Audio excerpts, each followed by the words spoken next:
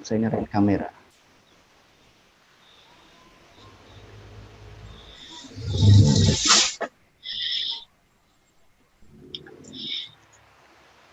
Baik, selamat sore dan salam sejahtera bagi kita semua. Shalom. Pada kesempatan di sore hari ini, mari kita sama-sama mempersiapkan kehidupan kita untuk membaca kebenaran firman Tuhan yang akan kita mulai dari dalam pasalnya yang ke-14 di dalam kitab 1 Samuel. Sebelum kita membaca kebenaran firman Tuhan, mari saya mengajak kita bersatu di dalam doa.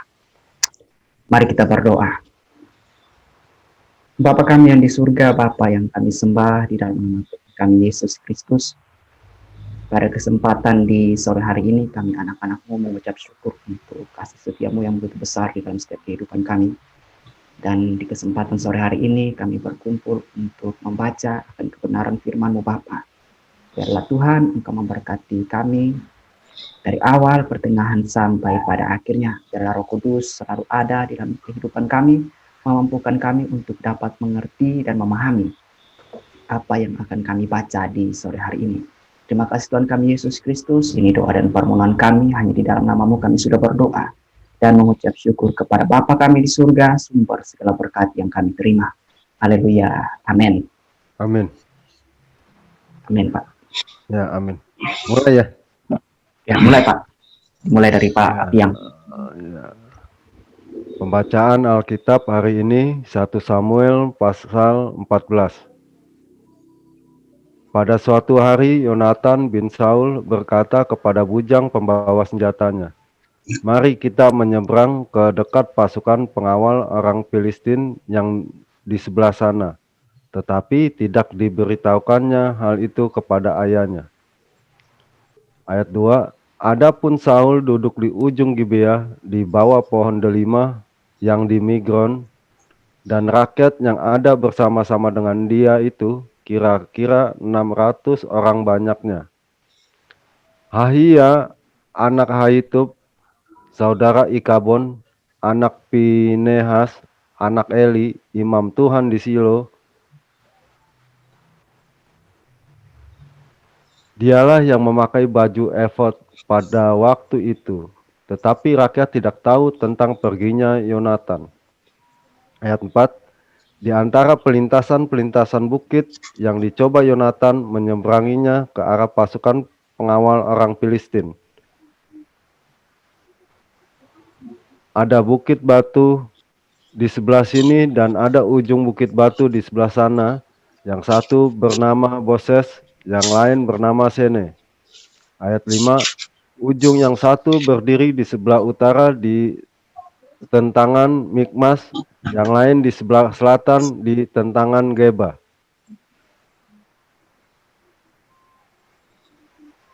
Dilanjutkan Pak Dani. Ayat 6 sampai ayat 30. Ayat ke-6, berkatalah Yonatan kepada bujangnya pembawa senjata itu, marilah kita menyeberang ke dekat pasukan pengawal orang-orang yang tidak bersunat ini. Mungkin Tuhan akan bertindak untuk kita, sebab bagi Tuhan tidak sukar untuk menolong, baik dengan banyak orang maupun dengan sedikit orang. Lalu jawab pembawa senjata itu kepadanya, lakukanlah niat hatimu itu, sungguh aku sepakat. Kata Yonatan, perhatikan, kita menyeberang ke dekat orang-orang itu dan memperlihatkan diri kepada mereka. Apabila kata mereka kepada kita begini, berhentilah sampai kami datang kepadamu, maka kita tinggal berdiri di tempat kita dan tidak naik mendapatkan mereka. Tetapi apabila kata mereka begini, naiklah kemari, maka kita akan naik. Sebab kalau demikian, Tuhan telah menyerahkan mereka ke dalam tangan kita. Itulah tandanya bagi kita. Ayatnya yang ke-11, ketika mereka keduanya memperlihatkan diri kepada pasukan pengawal orang Filistin, berkatalah orang Filistin itu, lihat, orang-orang Ibrani keluar dari lubang-lubang tempat mereka bersembunyi. Orang-orang dari pasukan pengawal itu berseru kepada Yonatan dan pembawa senjatanya, katanya, "Naiklah kemari, maka kami akan menghajar kamu." Lalu kata Yonatan kepada mereka, maaf, Lalu kata Yonatan kepada pembawa senjatanya, "Naiklah mengikuti aku, sebab Tuhan telah menyerahkan mereka ke dalam tangan orang Israel." Maka naiklah Yonatan merangkak ke atas dengan diikuti oleh pembawa senjatanya. Orang-orang itu tewas terparang oleh Yonatan, sedang pembawa senjatanya membunuh mereka dari belakang. Kekalahan yang pertama ini yang ditimbulkan Yonatan dan pembawa senjatanya itu besarnya kira-kira 20 orang dalam jarak kira-kira setengah alur dari sepembajak ladang. Ayat yang ke-15, lalu timbullah kegentaran di perkemahan, di padang, di antara seluruh rakyat. Juga pasukan pengawal dan penjara-penjara itu gentar, dan bumi gemetar, sehingga menjadi kegentaran yang dari Allah.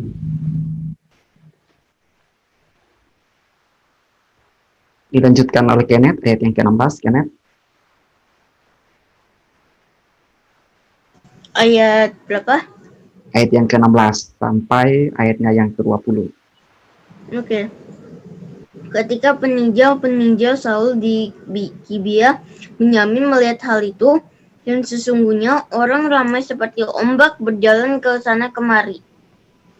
Berkatalah Saul kepada tentara yang bersama-sama dengan dia itu, "Periksalah barisan dan lihatlah siapa yang pergi daripada kita."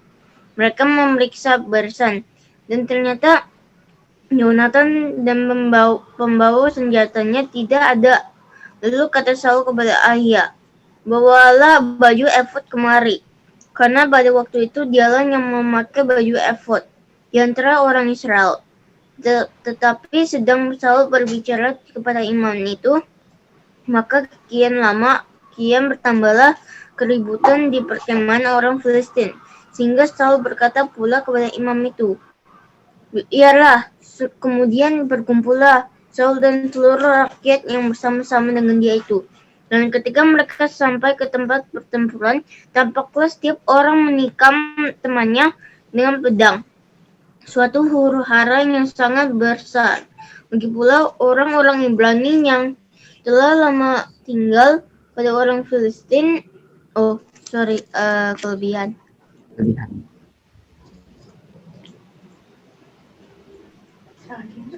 Oh, ayat 21 ya sekarang. Ya Pak, yang ayat 21 Pak.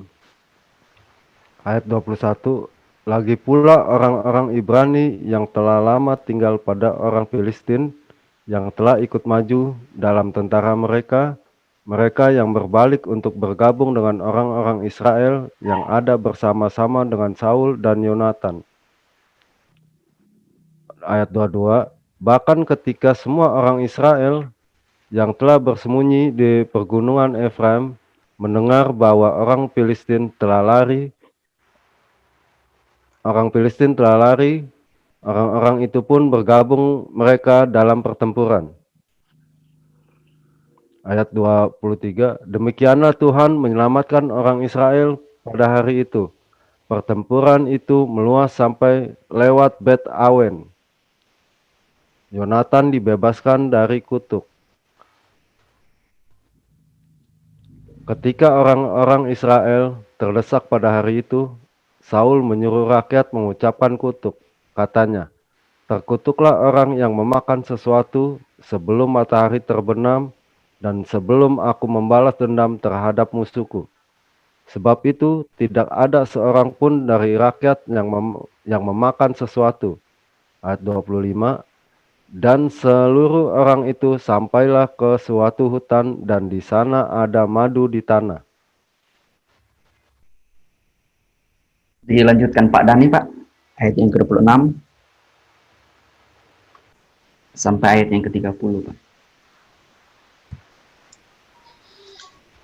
Ketika rakyat sampai ke hutan itu, tampaklah ada di sana madu meleleh. Tetapi tidak ada seorang pun yang mencedoknya ke mulutnya dengan tangan, sebab rakyat takut pada sumpah itu. Tetapi Yonatan tidak mendengar bahwa ayahnya telah menyuruh rakyat bersumpah. Ia mengulurkan tongkat yang ada di tangannya dan mencelupkan ujungnya ke dalam sarang madu.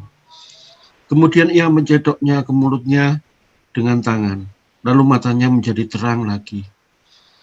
Dan seorang dari rakyat berbicara, katanya, "Ayahmu telah menyuruh rakyat bersumpah dengan bersungguh-sungguh," katanya, "terkutuklah orang yang memakan sesuatu pada hari ini, sebab itu rakyat letih lesu." Lalu kata Yonatan, "Ayahku mencelakakan negeri. Coba lihat, bagaimana terangnya mataku setelah aku merasai sedikit dari madu ini. Apalagi jika sekiranya rakyat pada hari ini boleh makan dengan bebas dari jarahan musuhnya yang telah didapatkannya. Tetapi sekarang tidaklah besar kekalahan di antara orang Filistin." Ayat yang ke-31, dan pada hari itu mereka memukul kala orang Filistin dari Mikmas sampai ke Ayalon. Rakyat sudah sangat letih lesu, sebab itu rakyat menyambar jarahan. Mereka mengambil kambing domba, lembu, dan anak lembu, menyembelihnya begitu saja di atas tanah, dan memakannya dengan darahnya. Lalu diberitahukanlah kepada Saul demikian, "Lihat, rakyat berdosa terhadap Tuhan dengan memakannya dengan darahnya." Dan ia berkata, "Kamu berbuat kianat. Gulingkanlah sekarang juga sebuah batu besar kemari," kata Saul pula. Berserak-seraklah di antara rakyat, dan katanya kepada mereka, "Setiap orang harus membawa lembunya atau dombanya kepadaku. Sembelihlah itu di sini, maka kamu boleh memakannya. Tetapi janganlah berdosa terhadap Tuhan dengan memakannya dengan darahnya." Lalu setiap orang dari seluruh rakyat membawa serta pada malam itu lembunya, dan mereka menyembelihnya di sana. Ayat yang ke-35, Saul mendirikan mezbah bagi Tuhan. Inilah mezbah yang mula-mula sekali didirikannya bagi Tuhan. Ezra, Putri mau baca tuh. Ya. Halo Putri. Ayat 36 Putri. Ayat 36 sampai 5 ayat ya. Ya, sampai ayatnya ayat 40. Iya. Silakan Putri.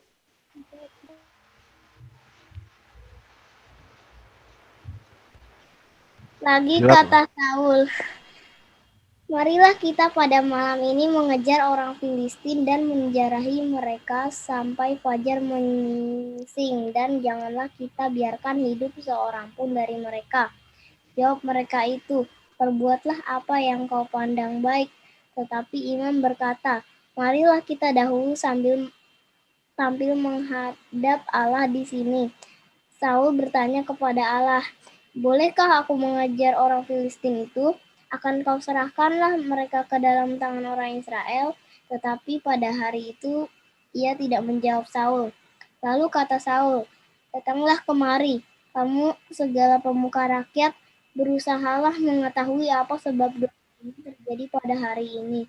Sebab demi Tuhan yang hidup, yang menyelamatkan orang Israel, sekalipun itu disebabkan oleh Yonatan anakku, maka ia pasti akan mati." Tetapi seorang pun dari seluruh rakyat tidak ada yang menjawabnya. Kemudian berkatalah ia kepada seluruh orang Israel, "Kamu berdiri di sebelah yang satu, dan aku serta anakku Yonatan akan berdiri di sebelah yang lain." Lalu jawab rakyat kepada Saul, "Perbuatlah apa yang kau pandang baik." Lalu berkatalah Saul, "Ya Tuhan, Allah Israel, mengapa engkau tidak menjawab hamba-Mu pada hari ini? Jika kesalahan itu ada padaku atau pada anakku Yonatan, ya Tuhan, Allah Israel, tunjukkanlah kiranya Urim. Tetapi jika kesalahan itu ada pada umat-Mu Israel, tunjukkanlah Tumim." Lalu didapati Yonatan dan Saul, tetapi rakyat itu terluput. Ya. Kenneth.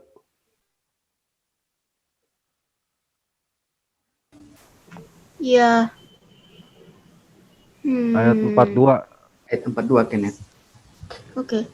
Kata Saul, "Buanglah undi antara aku dan anakku Yonatan."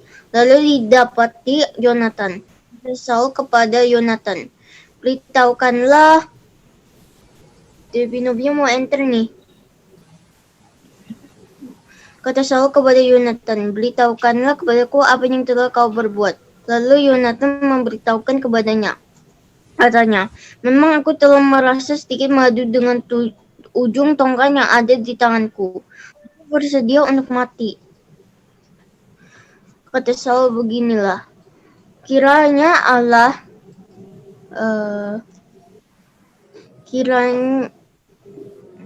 mana tadi?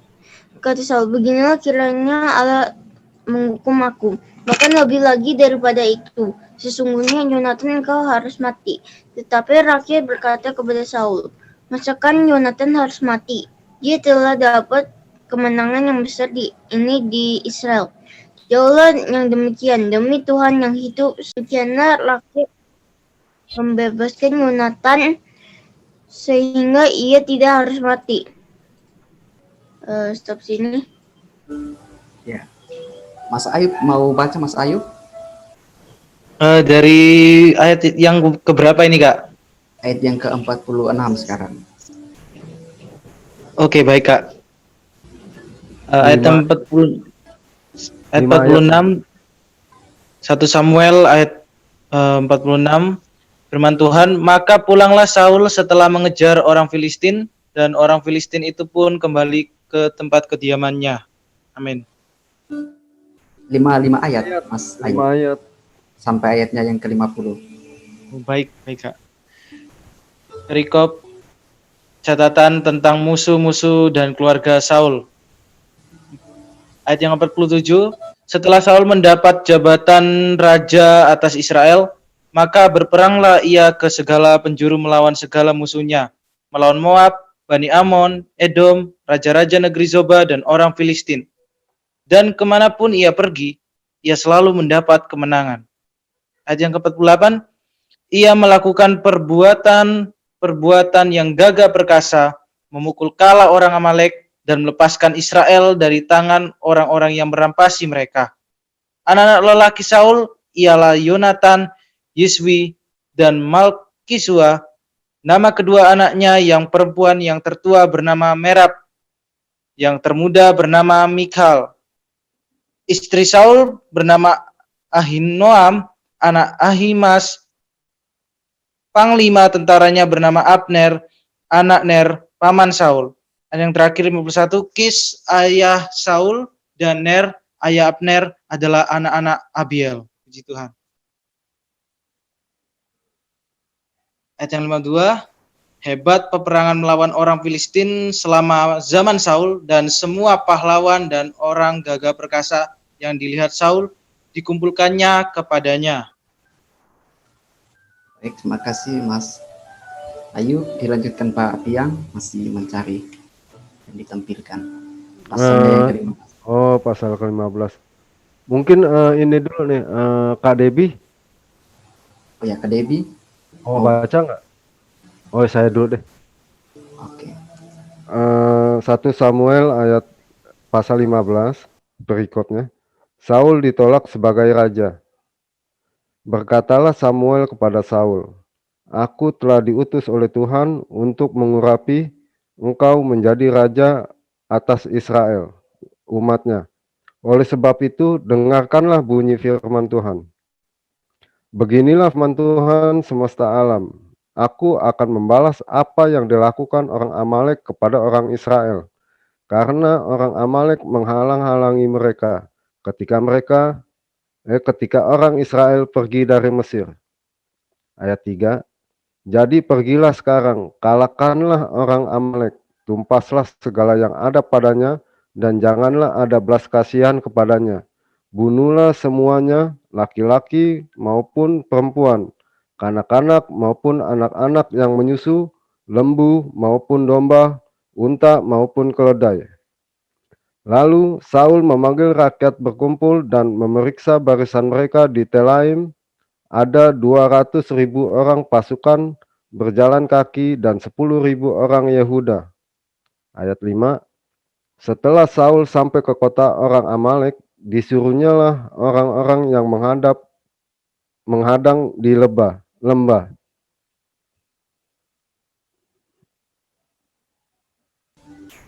Oh, Ibu Dewi bilang dilanjutin aja. Pak Daniel?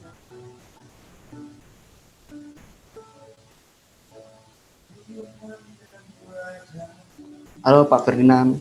Iya, Debbie mau membaca dulu, monggo.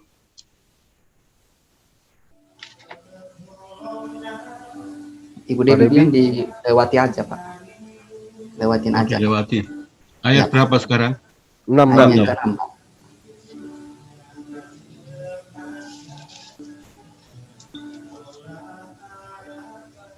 Berkatalah Saul kepada orang Keni, berangkatlah, menjauhlah, pergilah dari tengah-tengah orang Amalek, supaya jangan kulenyapkan kamu bersama-sama dengan mereka.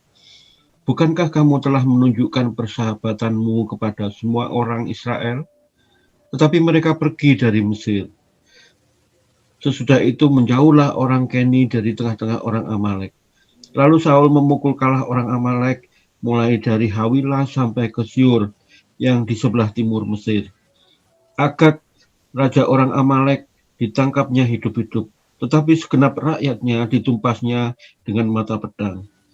Tetapi Saul dan rakyat itu menyelamatkan Agag dan kambing domba dan lembu-lembu yang terbaik dan tambun, pula anak domba dan segala yang berharga. Tidak mau mereka menumpas semuanya itu. Tetapi segala hewan yang tidak berharga dan yang buruk itulah yang ditumpas mereka. Lalu datanglah firman Tuhan kepada Samuel demikian. Ayat yang ke-11. Aku menyesal karena aku telah menjadikan Saul raja, sebab ia telah berbalik daripada aku dan tidak melakukan firman-Ku. Maka sakit hatilah Samuel, dan ia berseru-seru kepada Tuhan semalam-malaman. Lalu Samuel bangun pagi-pagi untuk bertemu dengan Saul. Tetapi diberitahukan kepada Samuel demikian, Saul telah ke Karmel tadi dan telah didirikannya baginya suatu tanda peringatan. Kemudian ia balik dan mengambil jurusan ke Gilgal.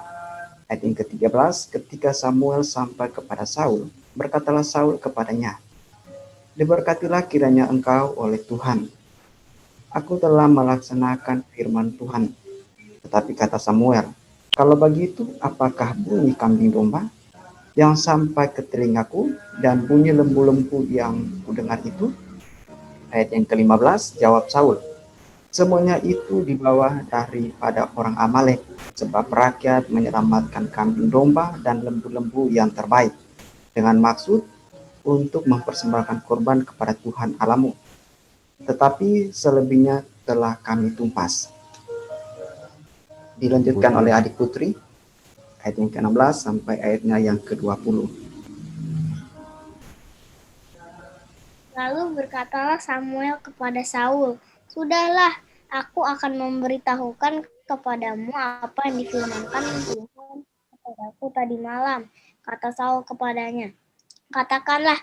Sesudah itu berkatalah Samuel, bukankah engkau, walaupun engkau kecil pada pemandanganmu sendiri, telah menjadi kepala atas suku-suku Israel? Dan bukankah Tuhan telah mengurapi engkau menjadi raja atas Israel?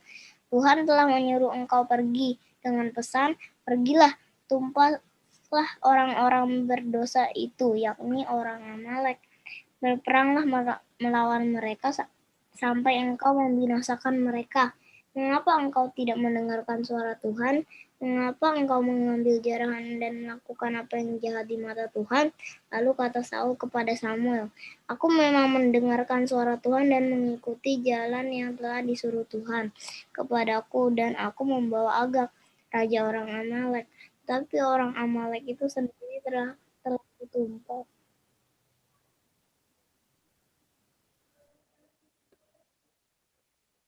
Ya, ayat 21 Kenneth.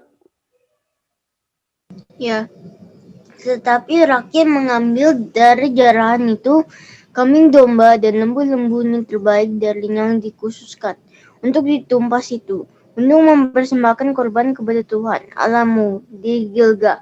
Tetapi jawab Samuel, apakah Tuhan itu berkenan kepada korban bakaran dan korban sembelihan, sama seperti kepada mendengarkan suara Tuhan Sesungguhnya dengarkan lebih baik daripada korban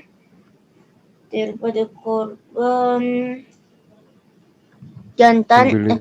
dari korban sembelihan, memperhatikan lebih baik daripada lemak domba-domba jantan, sebab pendurhakaan adalah sama seperti dosa bertenung, dan kedegilan adalah sama seperti menyembah berhala, dan terafim karena engkau telah menolak firman Tuhan, maka ia telah menolak engkau sebagai raja. Berkatalah Saul kepada Samuel, aku telah berdosa sebab telah kulangkai titah Tuhan dan perkataanmu. Tetapi aku takut kepada rakyat, karena itu aku mengabulkan permintaan mereka. Maka sekarang ampunilah kiranya dosaku, kembalilah bersama-sama dengan aku, maka aku akan sujud menyembah kepada Tuhan. Ayat 26. Dilanjutkan Mas Ayub, ayat yang ke-26. Baik, ayat yang ke-26. Tetapi jawab Samuel kepada Saul, aku tidak akan kembali bersama-sama dengan engkau, sebab engkau telah menolak firman Tuhan. Sebab itu Tuhan telah menolak engkau sebagai raja atas Israel. Ayat yang ke-27. Ketika Samuel berpaling hendak pergi, maka Saul memegang punca jubah Samuel, tetapi terkoyak. Ayat 28.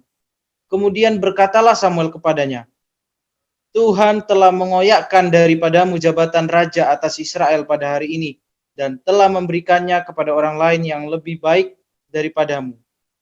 Ayat 29.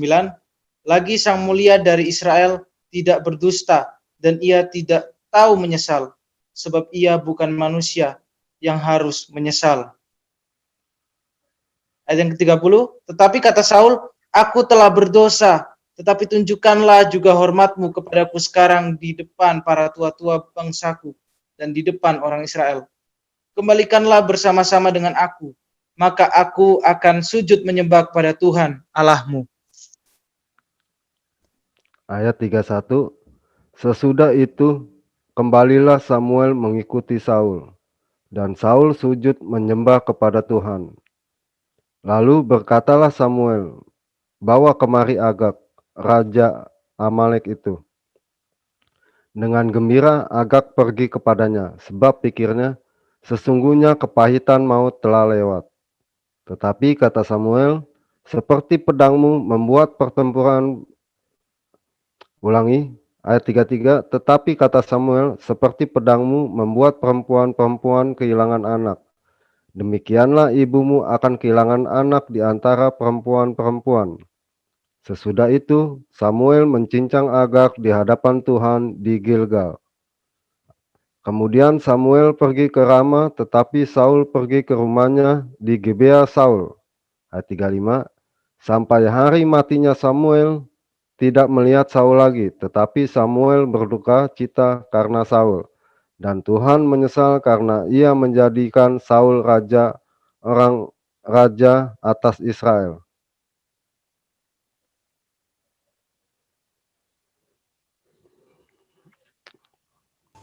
Dilanjutkan Pak Ferdinand, Pak. Pasalnya yang ke-16, Pak.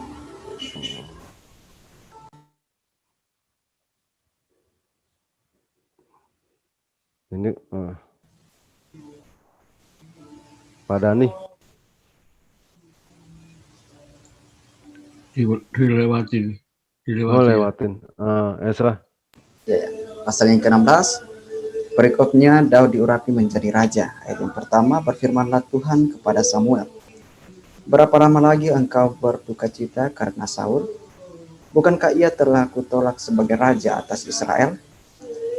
Isilah tabung tandukmu dengan minyak dan pergilah.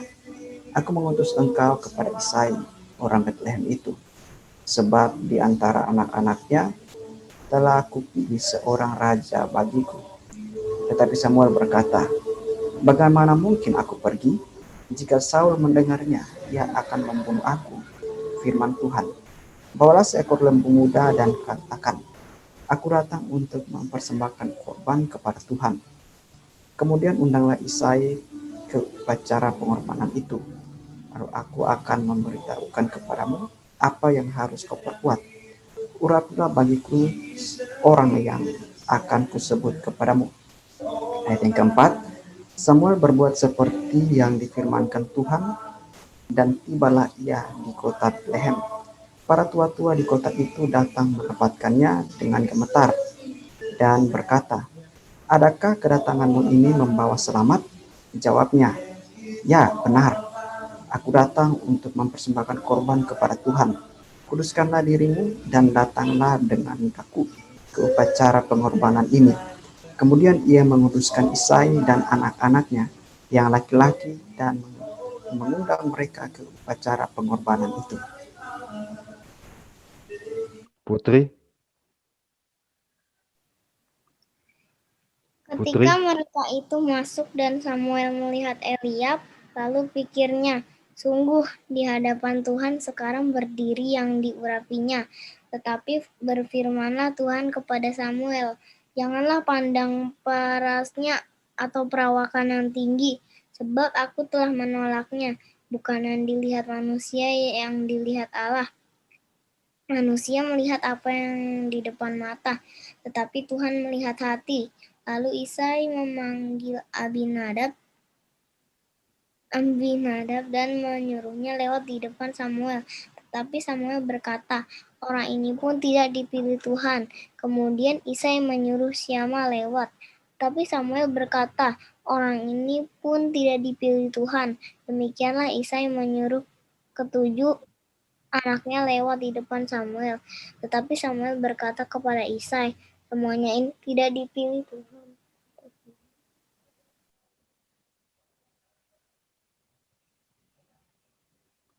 Kenneth ayat 11, Kenneth. Ayat berapa? 11.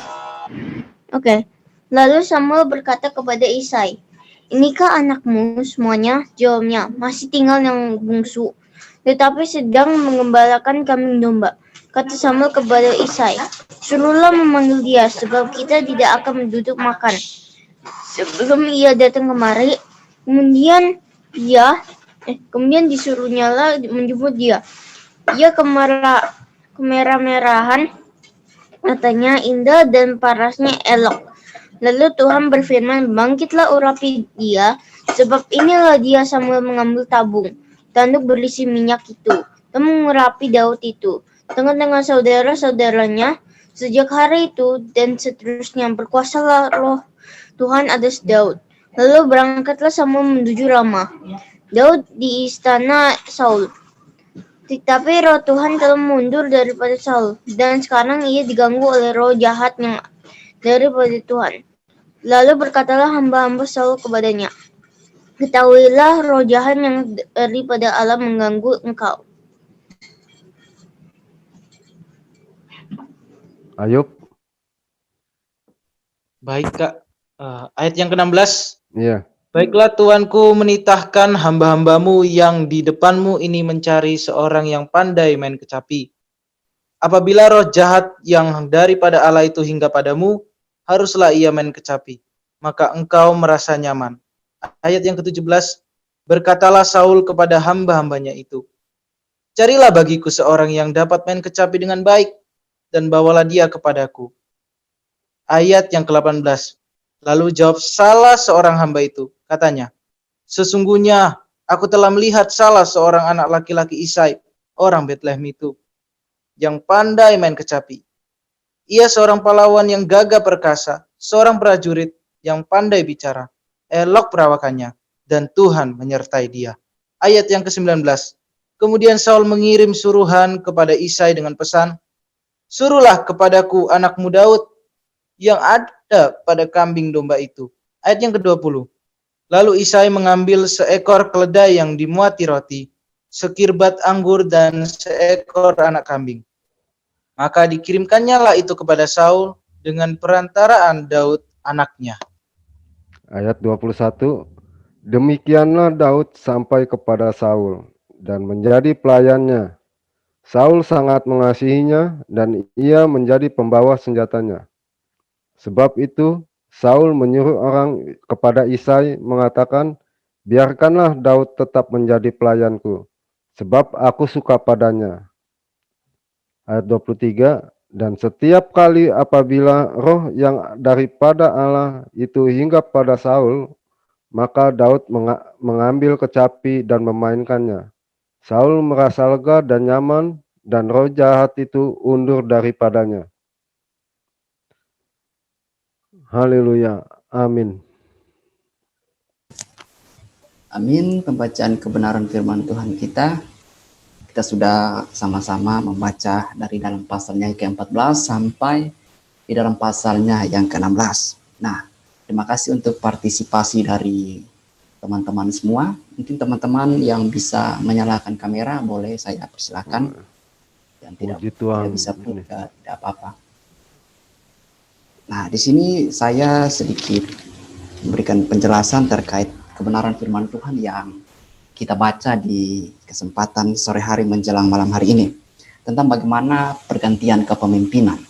Pergantian kepemimpinan dari Raja Saul kepada Raja Daud. Ada suatu hal yang menarik, karena ketika pergantian kepemimpinan ini diakhiri dengan suatu penolakan. Diakhiri dengan suatu penolakan. Penolakan yang bukan datang daripada rakyat, tetapi datangnya daripada Tuhan. Saul yang pada saat itu menjadi seorang pemimpin, dia ditolak oleh Tuhan. Dari pasal-pasal yang kita baca kemarin juga menjelaskan bagaimana Daud dia berdosa kepada Tuhan. Dan di kesempatan sore hari ini pun juga ada satu pelanggaran lagi yang dilakukan oleh Raja Saul. Nah, di sini dari dua pelanggaran yang dilakukan oleh Raja Saul ini, saya melihat bahwa bukan karena pelanggarannya Saul itu ditolak, tetapi bagaimana responnya di saat dia ditegur oleh Tuhan, di saat dia melakukan suatu pelanggaran. Bahkan sampai baju daripada Samuel itu dikoyakan. Itu merupakan suatu hal yang sungguh-sungguh menyedihkan. Di saat ia ditegur, ini saya admin dulu, ditegur dan dia selalu mencari kambing hitam. Ya, kambing hitamnya adalah rakyatnya sendiri.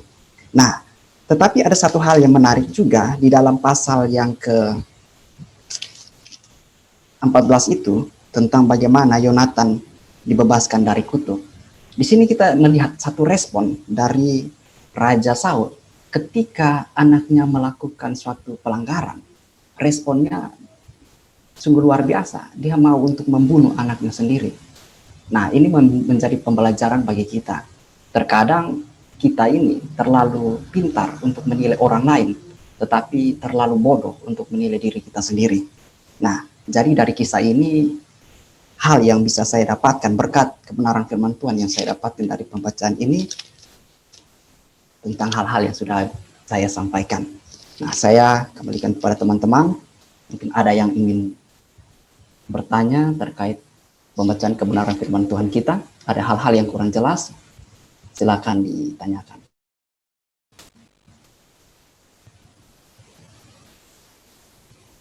Halo.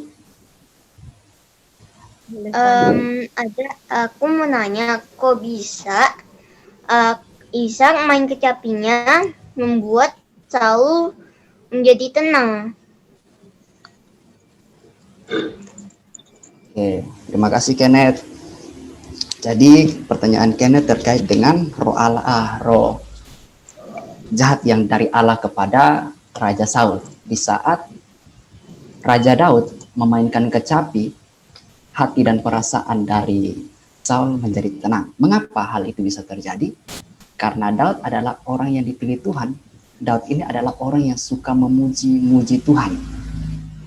Nah, nanti kalau kita baca di dalam pasal-pasal selanjutnya, Daud itu suka bernyanyi, Daud itu suka memuji Tuhan. Sehingga di saat Daud bernyanyi, Daud memuji Tuhan, maka hati dari orang-orang yang mendengarnya bisa menjadi tenang. Nah, jadi ini satu pembelajaran bagi kita semua, bahwa mari kita menjadi orang-orang Kristen yang suka memuji Tuhan. Kalau kita diberi talenta untuk bisa memainkan alat musik, kita pakai itu untuk memuji-muji Tuhan. Karena kita percaya bahwa lewat pujian, ada kuasa. Oke? Amin. Iya. Puji Tuhan. Kak. Ada lagi yang mau ditanyakan? Tanya. Oke, Putri. Ayat 29 kan katanya Tuhan bukan manusia yang menyesal. Tapi kenapa di 25 Tuhan menyesal? Oke. Nah, ayatnya yang ke-29, pasalnya yang ke-15 ya. Lalu Sang Mulia dari Israel tidak berdusta, dan ia tidak tahu menyesal, sebab ia bukan manusia yang harus menyesal. Nah, jadi dari ayat yang ke-29 ini menjelaskan bahwa Tuhan itu bukanlah manusia sehingga ia menyesal. Nah, tetapi kalau kita melihat di dalam ayat-ayat yang lain, di dalam pasal-pasal yang lain, di dalam kitab-kitab yang lain, Allah pun juga menyesal. Benar kan? Kalau kita melihat di dalam kitab Kejadian, di situ ada satu peristiwa di mana Allah menyesal. Karena Allah sudah menciptakan manusia, sehingga Allah menurunkan hukuman, yaitu air bah. Tetapi kenapa di sini dikatakan bahwa Allah tidak, sebab ia bukan manusia yang harus menyesal. Sepertinya ada sesuatu yang bertolak belakang. Nah, tetapi kita melihat dari konteks kebenaran firman Tuhan. Dari konteks kebenaran firman Tuhan. Nah, konteks kebenaran firman Tuhan di sore hari ini tentang Raja Saul. Kenapa Allah tidak menyesal? Karena Allah sudah menolak Raja Saul. Jadi Allah tidak akan menyesali apa yang Allah lakukan itu. Dan benar apa yang Allah katakan, bahwa Allah telah menolak, dan keputusan itu tidak bisa lagi Allah rubah. Dan kita lihat di dalam nanti pasal-pasal selanjutnya, buktinya bahwa Saul ditolak dan digantikan kedudukannya oleh Raja Daud. Nah, jadi kita lihat konteksnya, konteks dari pembacaan kebenaran firman Tuhan. Seperti itu, Adik Putri. Mungkin masih kurang jelas atau masih kurang mengerti, bisa direspon. Terima kasih. Oke, sama-sama Adik Putri. Mungkin teman-teman yang lain mungkin ada tambahan-tambahan. Masih ada yang hal-hal yang kurang mengerti, mari kita sama-sama belajar. Ya. Saya boleh nambah ya. Boleh Pak. Ya, di dalam kitab Ulangan yang tadi disebutkan bahwa Allah bukan manusia sehingga menyesal, perlu diperhatikan. Di situ dikatakan Allah bukan manusia sehingga berdusta. Nah, itu harus dilihat dari kata awalnya. Kalau manusia kan suka berdusta. Nah, ketika orang berdusta, berbohong, kan menyesal. Sedangkan di situ kan Allah kan tidak berdusta. Untuk apa dia menyesali apa yang dikatakan berdusta yang adalah dosa? Berarti tidak ada hubungannya dengan manusia yang menyesal, ya. Jadi di situ Tuhan sedang berbicara bahwa kekudusannya itu tidak bisa berkontaminasi dengan dosa. Maka di situ dikatakan Allah bukan manusia sehingga berdusta. Lalu dilanjutkan dengan bukan manusia sehingga menyesal. Jadi itu ada sangkutannya dengan dosa. Kalau manusia kan berdosa, maka menyesal atas dosanya. Sedangkan Allah bukan manusia yang tukang berdusta, itu ya. Nah, sehingga dilanjutkan di situ bahwa dia tidak menyesal. Jadi itu berhubungan dengan dosa, gitu. Nah, mungkin itu tambahan dari saya ya. Jadi saya sedikit tambahkan ya Pak. Tadi bukan di dalam Ulangan, tapi di kitab Kejadian. Kejadian ya. Ya. Dan ini bukan satu berkaitan dengan dosa. Iya. Bukan berdosa dan berkaitan dengan dosa, karena ini penolakan daripada Raja Saul. Tuhan berkata kepada Samuel bahwa aku telah menolak, aku tidak berdusta. Jadi apa yang disampaikan oleh Allah itu dia akan menggenapinya. Nah, dan buktinya bahwa Saul tetap ditolak. Nah, jadi tidak ada berkaitan dengan dosa. Nah, seperti itu. Nah, yang tadi yang saya maksudkan di dalam kitab Kejadian itu, Allah kan menyesal juga. Menyesal di saat Allah melihat manusia jatuh di dalam dosa. Sehingga Allah menyesal. Seperti itu, Pak. Ya, jadi maksud saya begini, ayat itu harus dilihat dari konteksnya. Kan itu karena Saul kan berdosa ya, konteksnya kan Saul kan berdosa melawan Tuhan. Tapi dia tidak menyesal, benar? Iya, ya. Benar. Nah, Benar, Pak. lalu Tuhan mengutus Daud datang main kecapi dan roh jahat keluar dari Saul, betul? Konteksnya? Iya, iya. Betul. Nah, makanya Tuhan katakan itu Allah bukanlah manusia sehingga berdusta, betul? Iya, iya. Betul ya. Nah, Ya. dan bukan manusia sehingga menyesal, betul? Iya, iya. Jadi Tuhan sedang berkata bahwa aku ini suci, kudus, tidak mungkin saya berdusta sehingga saya harus menyesal. Jadi pesan ini sedang disampaikan kepada Saul bahwa kalau manusia kan suka berdusta, termasuk Saul kan berdusta kan? Betul ya? Konteksnya ya, konteks Iya. kalau kita lihat itu. Nah, karena dia berdusta tapi dia tidak menyesal. Itu konteksnya, konteks daripada ayat itu. Maka Tuhan katakan Allah bukan manusia sehingga berdusta dan bukan manusia sehingga menyesal. Gitu ya. Nah, kitab Kejadian konteksnya berbeda lagi. Ya, konteksnya berbeda lagi. Kalau kita lihat konteks itu berbeda. Nah, makanya penjelasan di Ezra itu tidak salah. Tidak salah ya. Saya katakan tidak salah ya. Itu betul. Tetapi konteks ayat ini berbicara bahwa kenapa Tuhan katakan bahwa Allah bukan manusia sehingga dia berdusta dan menyesal gitu ya. Nah, itu kita lihat konteksnya gitu ya. Nah, itu. Jadi penjelasan di Ezra tadi tidak salah.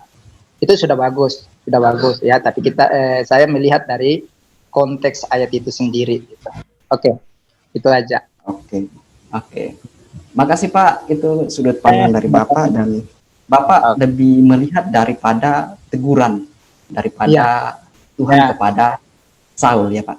Ya, jadi karena Saul kan berdusta sehingga Tuhan mempertegas bahwa saya adalah Allah dan tidak berdusta. Nah, tetapi saya melihat dari sudut pandang yang berbeda.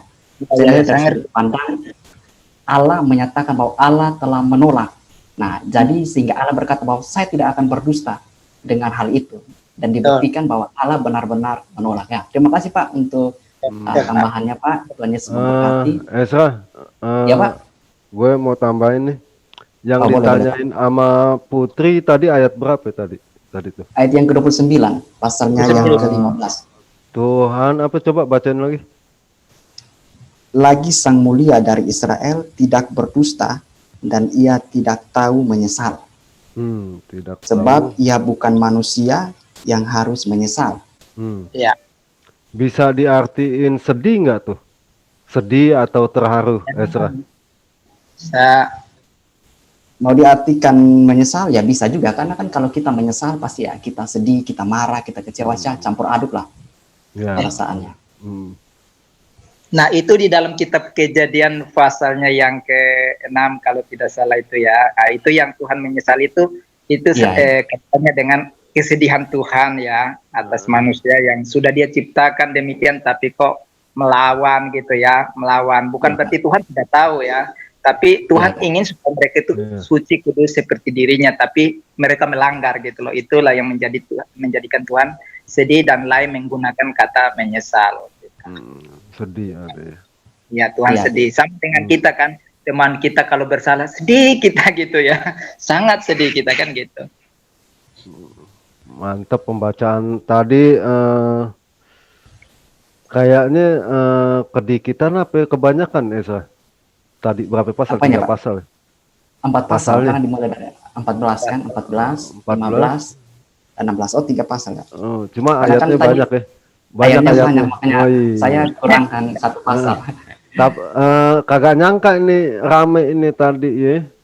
Ya baguslah, semakin banyak. Berarti kan Ezra ini kan punya karisma toh. Iya betul Pak, saya betul ini. Tadi Putri siapa ya Putri? Kita kenalan dulu. Putri? Iya. Mana buka mic-nya? Halo Dek Putri. Halo sayang Putri. Ini kayaknya masih anak SD ini. Saya aja bacanya nggak ini loh. Salam kenal. Ya, halo. Salam kenal. Biar kita kenal, siapa tahu ketemu di jalan Betul tuh, ada Ya, itu. Putri kelas berapa Putri? Kelas 2. Tuh, kelas 2 Ezra. Iya, luar biasa. Luar biasa betul-betul. Ini Tanya. murid Salut. termuda ya, murid termuda ya. Iya. Salut udah. Wow. Ini bangga nih. Kalau enggak omannya, mamanya yang bangga. Ya Om Rame. Ezra nih. Mantap. Iya, Iya. iya. Luar biasa. Luar biasa. Besok datang lagi ya Putri ya. Suaraku dengar nggak ya? Tes. Oh iya kedengaran Pak Dengar. Yepi. Binjai tadi Pak Om Ram nih ada-ada aja nih tadi nih. Tadi udah mau saya mute. Maksudnya jangan ada apa? Saling ini apa kata menyesal itu loh tadi. Begitu buka kamera ya si Om Ram. Punya istri saya nih, HP istri saya bajak. Itu Ayub, Oke, Pak. Ayub siapa? Mungkin- Ezra Ayub Oh, kenal. Ayub kenal diri. Shalom Kak. Ya, Ya, perkenalkan diri Ayub. ya. Ayub kenal. Shalom. Ayub. Shalom. Shalom, saya Ayub. Shalom Kak. Ya, Salam, salam. salam. Nah, jadi Teman Ayub apa ini nih? Teman satu kampung apa nih? bukan. Dulu saya praktek pelayanannya di tempat Ayub di Gresik.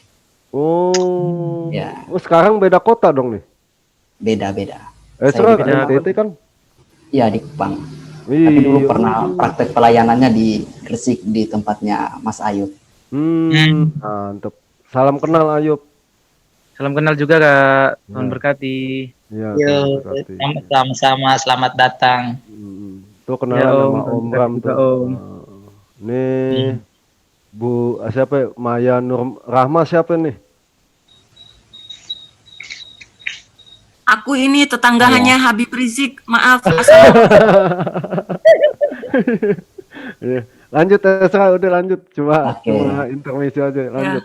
Baik, mungkin ada teman-teman yang masih kurang mengerti tentang konteks kebenaran firman Tuhan atau ada hal-hal yang ingin dipertanyakan, silakan. Pasti ada bapak-bapak yang luar biasa yang bisa membimbing kita di dalam membaca dan merenungkan firman Tuhan. Kenneth, biasanya Kenneth aktif nih bertanya. Apa? Masih ada yang mau dipertanyakan, Kenneth?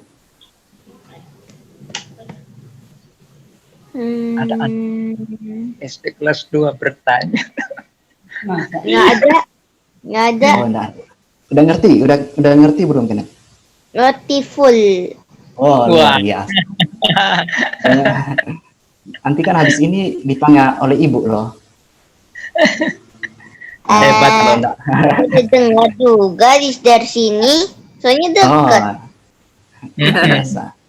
Berarti nanti udah bisa jelaskan kepada ibu kenapa sampai Saul itu ditolak dan mengapa sampai Raja Daud Iya. yang dipilih oleh Tuhan. Oh, Iya. Ayo. Aku juga sebenarnya aku sering nonton Superbook. Jadi aku tahu cerita-cerita kita kalau aku nggak ngerti. Aku udah tahu tentang cerita Daud. Dia pernah kalahin Goliat. wah, Ini mau ceritanya. ya itu cerita Superbook seru tuh. Kenneth, Seru. halo Eh, Kenneth, Kayaknya ada Kenneth, Om. cerita serunya. Kenneth Om Dani mau tanya nih, Apa? mau tanya sama Kenneth. Ya. Kalau ceritanya tentang Nenek Maya gimana? Mana ada kalau aku tulis di Superbook Nenek Maya nggak ada lah. Oh, nggak ada ya? Aduh. Ini mungkin si Putri udah ngerti belum itu apa? Udah ini belum Ezra? Halo Putri. Bisa dengar suara Kak Esra, Putri? Kak, Ya, masih ada yang ingin Putri tanyakan? enggak. Udah ngerti ya? Oh iya. Ya, terima kasih Putri. Kalau boleh tahu Putri dengan siapa di situ? Dengan ibu atau bapak?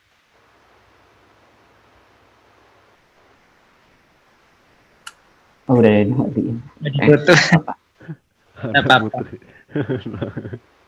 Iya, mantap. Aduh, jadi Mungkin ada- salut. Jadi mungkin tiap hari ini kalau ada anak-anak begini, jadi saya yang belajar sama anak-anak gitu. Iya, semangat. Bukan cara bacanya itu Ezra ya. Iya Pak ya. Cara bacanya itu kayaknya udah terbiasa Ezra ya. Iya, Iya Pak. Angkat saya bilang, ini anak kecil nih. Bacanya udah lancar nih. Mantap, Lancar. mantap, mantap.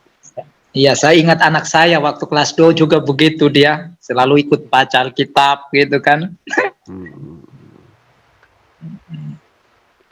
TK sudah lancar baca kan. Wah, itu luar biasa, anak luar biasa itu. Luar biasa. Yang pembawa acaranya juga luar biasa ini Pak. Iya, memang usianya lagi-lagi ini kan naik daun. Betul. Iya. Halo Mas Ayub. Mungkin Mas Ayub mau Oh iya ya bertanya. Kak, ya. Mungkin Mas Ayub mau bertanya atau menyampaikan sesuatu. Ya, sedikit aja nyampaikan sesuatu. Ya, puji Tuhan, Nah. saya sangat diberkati dengan firman Tuhan yang luar biasa hari ini. Banyak Tuhan yang Tuhan ajarkan, terutama mengingatkan saya kembali untuk tetap sadar bahwa Tuhan itu melihat hati dan bukan penampilan dari seorang. Jadi, saya diingatkan untuk tidak pernah melihat orang itu dari penampilannya, tapi hatinya. Nah, untuk itu saya juga harus mengecek hati saya sendiri, bukan gimana ya, lebih memperbaikilah bagian dalam hati saya daripada luar saya, sehingga nama Tuhan bisa dipermuliakan dan tentunya bisa menjadi berkat bagi sama. Ya intinya kayak integritas lah gitulah Kak. Berbuat baik bukan hanya dilihat orang, bahkan nggak dilihat orang pun tetap juga berbuat baik. Dan juga saya terima kasih banyak juga buat adik Putri, bener-bener saya termotivasi. Masih kecil kok bisa gitu ya. Betul, iya betul. Makanya tadi si Ayub kayaknya baru nih baca Alkitab sama kayak saya nih. Cuma begitu Putri baca, jadi mau ikut kayak si Putri gitu bacanya. Oh iya betul, mantap. Ya, jadi begini, itulah cara Tuhan memakai setiap orang ya. Jadi seharusnya Putri ini kan jadi motivasi bagi kita anak kecil yang mungkin bacanya nggak sebagus kita intonasinya, tapi dia semangat mau baca. Masa kita yang sudah sekolah, sudah dewasa, kok malas baca Alkitab, kan pertanyaannya di situ ya. Jadi ini jadi motivasi bagi kita. Semoga dengan ini nambah person untuk ikut di dalam pembacaan Alkitab ya. Iya. Mungkin kita tutup doa dulu. Siapa yang mau doa tuh, Ezra? Nanti kita lanjutin supaya rekamannya ini. Siap Pak. Terima kasih teman-teman semua sudah berpartisipasi, meluangkan sedikit waktu untuk kita sama-sama membaca dan merenungkan akan kebenaran firman Tuhan pada sore hari ini. Dan jangan lupa besok kita akan melanjutkan pembacaan kebenaran firman Tuhan kita di jam dan waktu yang sama. Mari sebelum kita mengakhirinya, saya mengajak kita mengharap Tuhan di dalam doa. Kita berdoa. Bapa kami yang di dalam surga, Bapa yang kami sembah di dalam nama Tuhan kami Yesus Kristus. Pada kesempatan di sore hari ini, kami anak-anakmu sungguh mengucap syukur akan tuntunan dan pemeliharaanmu Bapa dari awal, pertengahan sampai pada akhir kami membaca kebenaran firman-Mu. Tuhan kami Yesus Kristus, berikan kami Roh Kudus sehingga kami dimampukan untuk dapat mengerti, bukan saja mengerti, tetapi juga kami dapat melakukan itu di dalam kehidupan kami sehari-hari. Kita sudah belajar tentang bagaimana kepemimpinan daripada Raja Saul, dan kita juga sudah masuk di dalam kepemimpinan Raja Daud. Tuhan kami Yesus Kristus, Engkau memberkati setiap kami Bapa di dalam setiap aspek kehidupan kami, ajar kami untuk hari lepas hari lebih lagi mengenal akan Engkau melalui pembacaan kebenaran firman Tuhan ini.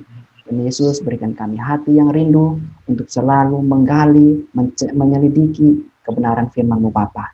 Ini doa dan permohonan kami, hanya di dalam nama-Mu kami sudah berdoa dan mengucap syukur kepada Bapa kami di surga, sumber segala berkat yang kami terima. Haleluya. Amin. Amin.